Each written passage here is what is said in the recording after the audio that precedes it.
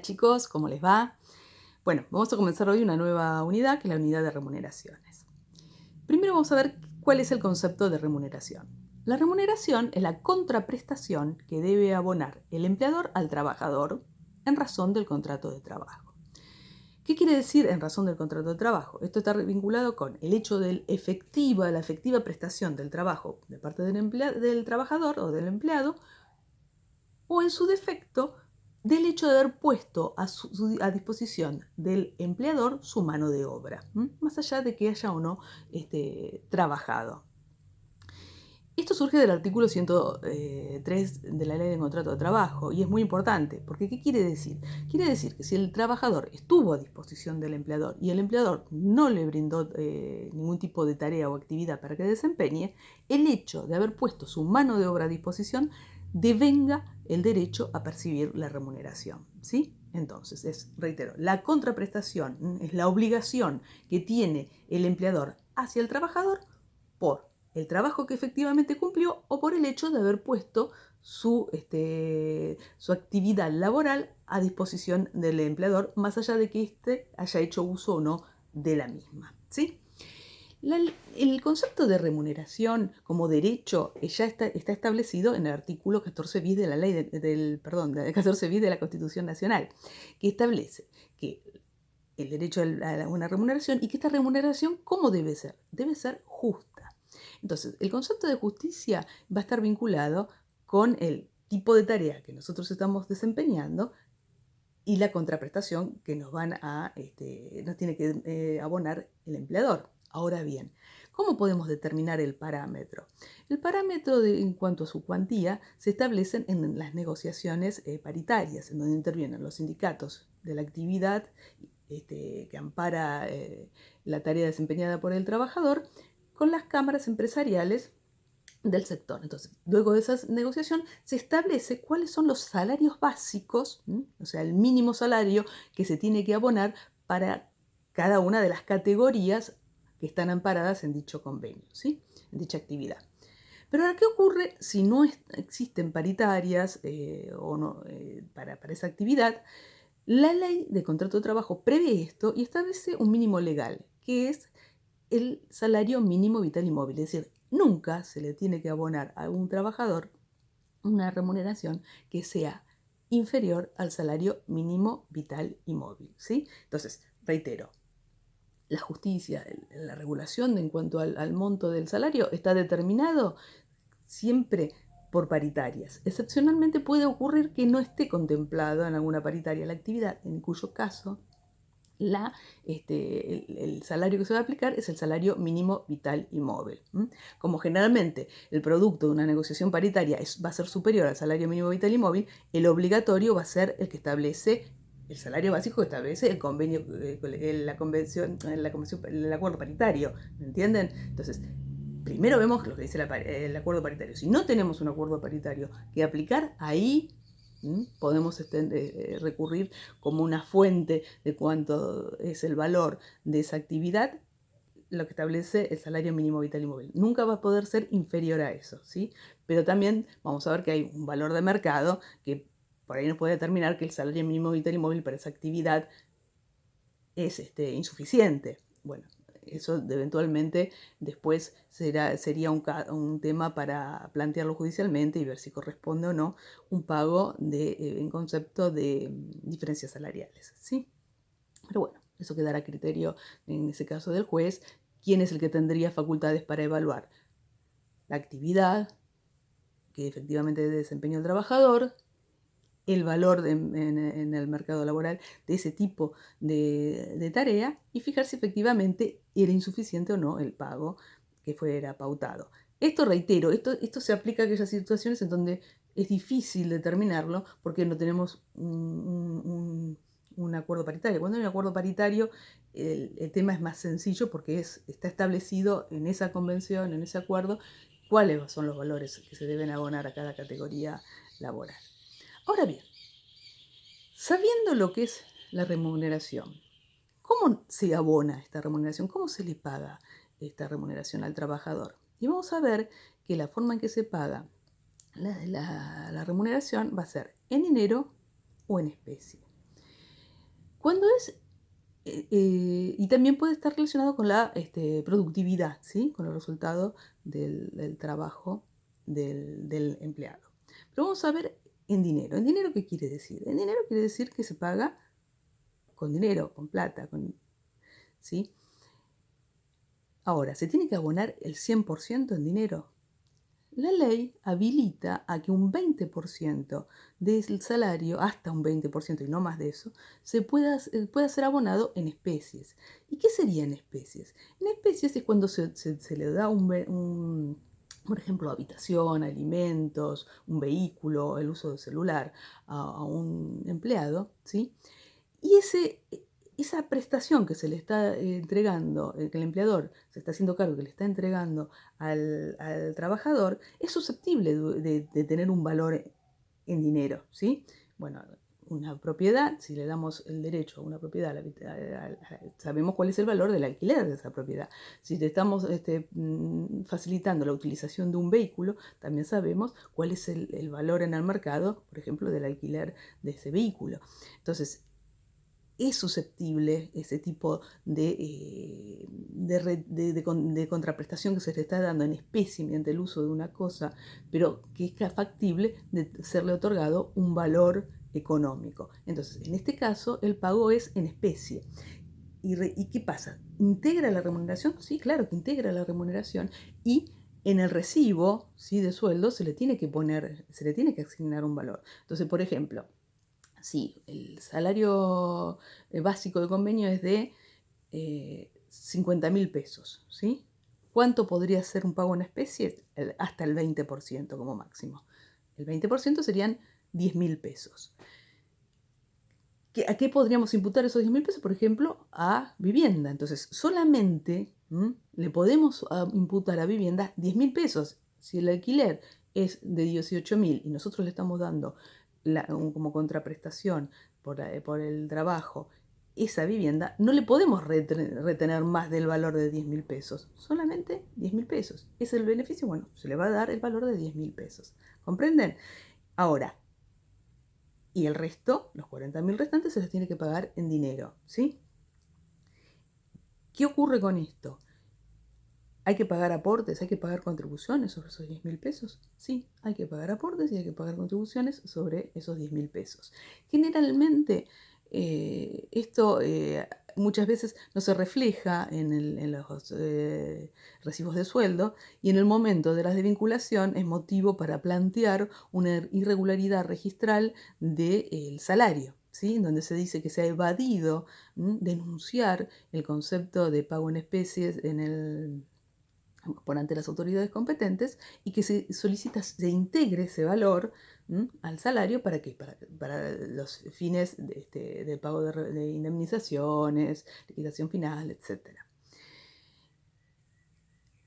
Y como una forma en cuanto al rendimiento, ¿sí?, del trabajador, también existe formas de calcular, formas de determinar el salario con relación a la productividad, al resultado que él ha obtenido en el desempeño de sus tareas. Y así vamos a tener que el trabajador tiene derecho a percibir comisiones, tiene derecho a tener participación en las ganancias.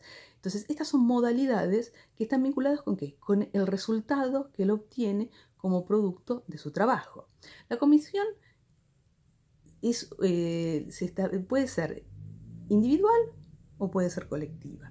La comisión es cuando se les reconoce un porcentaje, ¿sí?, sobre el resultado de la actividad.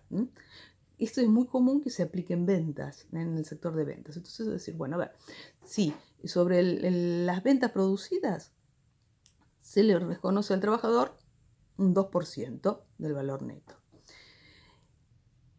Ahora, ¿sobre qué ventas? ¿Sobre qué se aplica? Sobre las operaciones concertadas. Fíjense que la ley de contrato de trabajo habla sobre operaciones concertadas. ¿Y esto qué quiere decir? Esto quiere decir que el hecho de haber sido contactado a un cliente y haber aceptado, ¿sí?, la empleadora esa negociación hecha por el trabajador, esa circunstancia devenga el derecho a percibir la remuneración, la comisión devengada por esta operación. ¿Qué quiere decir? Esto quiere decir que no está relacionada con ¿qué ocurriría si después se anula la operación? Bueno, si después se anula por cuestiones ajenas a lo que fue la concertación de la misma, no le sería imputable o oponible al trabajador, que tendría derecho a cobrar su comisión. O si el cliente no abona la factura, no quiere decir que eso esté condicionando de alguna manera el pago de la comisión. La comisión le es adeudada al trabajador porque él concertó la operación, sin perjuicio de si después se abona o no se abona, si se abona con posterioridad a lo pautado. Esas son cuestiones o riesgos que corre el empleador y no le tienen que ser o no tienen que afectar en forma alguna el derecho del trabajador a percibir su remuneración. Les dije que puede ser la comisión individual o puede ser colectiva. Cuando yo les digo que es individual, está vinculado con el rendimiento, por ejemplo, con las ventas que ha realizado cada uno de los empleados en forma individual. Entonces, de acuerdo a la que yo he vendido a fin de mes, es lo que a mí me van a tener que abonar en concepto de comisiones. Ahora bien, también existe la posibilidad de que las comisiones sean colectivas. En este caso, cuando las comisiones son colectivas, están vinculados con la productividad de todo un grupo, ¿sí? Entonces somos 5 vendedores, de acuerdo a lo que vende es el grupo de los 5 vendedores, se distribuye, ¿sí?, la comisión de ese producido, de esas ventas en equipo. Lo que dice la ley de contrato de trabajo es que sí, es legítimo, está bien, porque promueve la actividad, la interacción entre los integrantes del grupo, pero de alguna manera, al momento de determinarse esa comisión, se debe tener como un reconocimiento aquel que efectivamente ha generado esta producción, con relación a aquel que quizás no ha tenido ningún tipo de intervención en la misma, ¿sí? Bueno, eso después, eso depende de cada actividad, depende de cada empresa, cómo va a establecer las pautas para que la comisión colectiva al momento de ser distribuida sea equitativa, sea justa con la actividad efectivamente cumplida por cada uno de los miembros del grupo. Por supuesto que las comisiones son remunerativas, ¿sí? Es un pago remunerativo. En consecuencia, se va a establecer como un ítem independiente dentro del recibo de salarios y sobre el mismo corresponde el pago de aportes y contribuciones. Otra forma que está relacionada con el rendimiento del trabajador es la participación en las ganancias y la habilitación. La participación en las ganancias está establecida tanto en el artículo 14 bis de la Constitución Nacional como en la Ley de Contrato de Trabajo. En la práctica no se implementa esta forma de pago, quizás en alguna empresa del Estado y quizás en alguna empresa en forma privada se paute para alguno de los empleados la posibilidad de que con relación al rendimiento anual de la empresa se le efectúe un reconocimiento sobre el mismo. Pero no hay legislación específica, sino queda relacionado a acuerdos, ¿sí?, individuales, acuerdos particulares entre los distintos empleadores con sus trabajadores. El valor o el cálculo para determinar cuál será la ganancia que obtenga en este concepto el trabajador siempre van a ser en base al valor neto, ¿sí?, al neto, lo que efectivamente percibió, la ganancia efectiva que tuvo la empresa, deducidos todos los impuestos, costos, etc. ¿Y qué es la habilitación? Perdón. La habilitación es la participación en las ganancias, pero del personal jerárquico. Es lo mismo, es una participación en las ganancias, pero aplicado al personal jerárquico. Todo lo que recién hablé sobre el tema de participación en las ganancias aplica a la habilitación. Por supuesto que también el pago es remunerativo, ¿sí?, pero este pago va a ser periódico, ¿sí? Después existe el concepto de gratificación. Una gratificación está vinculado con un reconocimiento que puede hacer la empresa, ¿sí? Este reconocimiento puede ser extraordinario, puede ser periódico, es decir, de acuerdo a determinadas circunstancias, hay un reconocimiento, ¿sí? Por haber llegado a un determinado objetivo o por tener un nuevo cliente que se considera trascendental para el avance o de la actividad económica de la empresa o se considera un crecimiento. Bueno, determinadas circunstancias que el empleador entiende que es un beneficio para la empresa y que ese mismo se obtuvo en razón de la actividad de sus empleados. Y es por ello que los quiere gratificar, les quiere dar un reconocimiento por ello.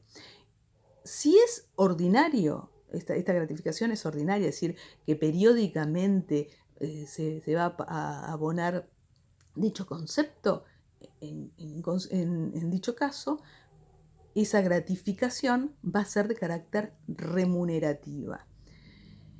Por ejemplo, si lo hacen en forma anual, de acuerdo, decir, bueno, si se superaron las ventas en el año de X suma de dinero, se paga un bono, una gratificación anual al empleado, ¿sí? Entonces, ese bono, que sería anual, sería remunerativo. Ahora, si es una gratificación extraordinaria, fue un hecho excepcional, fue, por ejemplo, que una empresa inicia una nueva actividad y para reconocer esa nueva actividad que va a llevar de aquí en adelante se hace una gratificación al trabajador y es por única vez, esa gratificación que es única y extraordinaria es una retribución, es un pago, perdón, no remunerativo. Entonces, en ese caso, cuando es no remunerativo, no corresponde el pago ni de aportes ni contribuciones. Entonces, reitero, las comisiones son remunerativas, ya sean individuales o ya sean colectivas. La participación en las ganancias es un pago remunerativo. La habilitación es un pago remunerativo. Y en cuanto a las gratificaciones, son remunerativas cuando son normales y habituales, ¿sí? Aunque sean periódicas.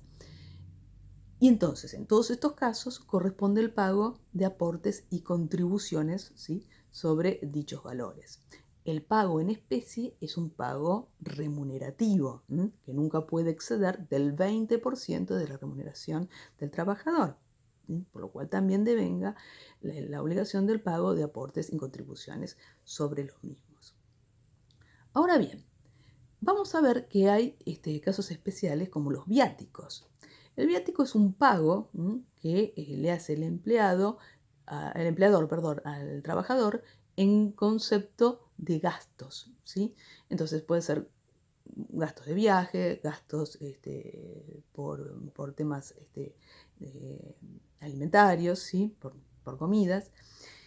Ahora bien, estos viáticos pueden tener forma de remunerativos y pueden tener forma de no remunerativos. El viático es remunerativo cuando el empleador le paga una determinada suma por el rubro, por ejemplo, transporte, ¿sí? Y le paga por mes 2.000 pesos. Comidas, viáticos por comida, y le paga 5.000 pesos por mes. Entonces, estos conceptos que están preestablecidos en cuanto el rubro y en la suma de dinero sin necesidad de rendir cuentas, es decir, que el trabajador puede gastar más o puede gastar menos de la suma pautada, en ese caso el viático es remunerativo. Entonces, cuando es una suma fija que se establece por un determinado concepto que está vinculado con gastos que hace el trabajador, que no es necesario rendir cuentas, en ese caso forma parte de la remuneración del trabajador y se lo considera por ello remunerativo y corresponde el pago de aportes y contribuciones sobre los mismos. El viático es no remunerativo cuando el trabajador tiene la obligación de rendir cuentas sobre los gastos que realizó. Entonces, bueno, a ver, tomé 10 colectivos. Acá están la constancia de de que he hecho 10 viajes. Tuve que, por ejemplo, muy común entre los vendedores, y reunirse con un futuro cliente o con un cliente, en un almuerzo, conversar sobre negociar, etcétera, sobre lo que ellos están tratando. Entonces, ese consumo del restaurante, llevar el trabajador al empleador la rendición de cuentas y que el empleador le restituya esa suma de dinero. Ese concepto en donde se le está pagando el viático contra el pago de contra una rendición de cuentas es no remunerativo.